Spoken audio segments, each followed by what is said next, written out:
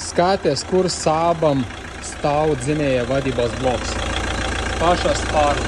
Tur, kur ūdens un saules vienmēr tiek viņam. Tātad mēs izņemam vadības bloku, lai viņu pārbaudītumēm un saprogrammētumēm. Kāpēc mēs viņu izņemam ārā, nevis iekšā boksā? Tādēļ, kad mašina neizgāja tehniskas apskates. Viņam ir pārāk liela dumainība. Katru gadu viņš brauc pārtaisa programmu, lai iziet skati un atkal raksta iepriekšēju un tādā garā. Atbrauca pie mums uztaisīt pilnvērtīgu diagnostiku.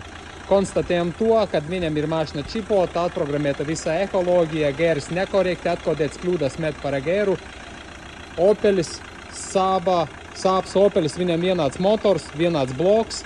Viņam ir jāmāk atkodēt kļūdu tabulus, mēs to ļoti labi mākam. To arī izdarījām. Noņēmu nost viņam čipu, atprogrammēju pareizi gēru. Un tagad, pirms tam dumainība bija aptuveni 6 cilvēks atbrauc pie mums.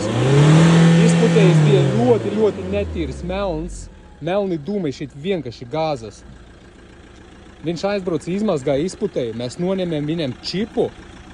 Un tagad mēs viņam mērīsim dumainību. Skatīsimies, cik viņam būs dumainība. Viss ir noteikti tiešsaistē, nekāda montējuma.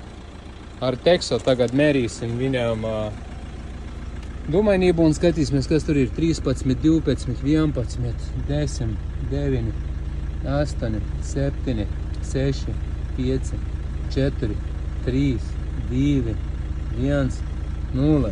Pedālis grīda,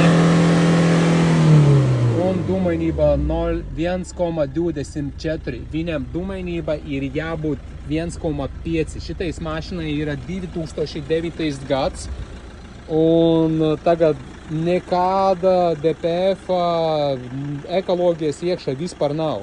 Tagad es viņam saregulēju programmatūru, atkodēju pareizi ekoloģiju. Noņemu čipu, skaties, duma vispār nav redzams, kā uzgāzēja. Un cik ir dumainība vēlreiz?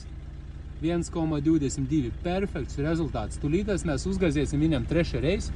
12, 11, 10, 9, 8, 7, 6, 5, 4, 3, 2, 1. Un būs pedālis grīdā. 1,1, 1,20. Visur diapazons 1,21, 1,22 un 1,21. Viss tehniski apskatētai mašina ir.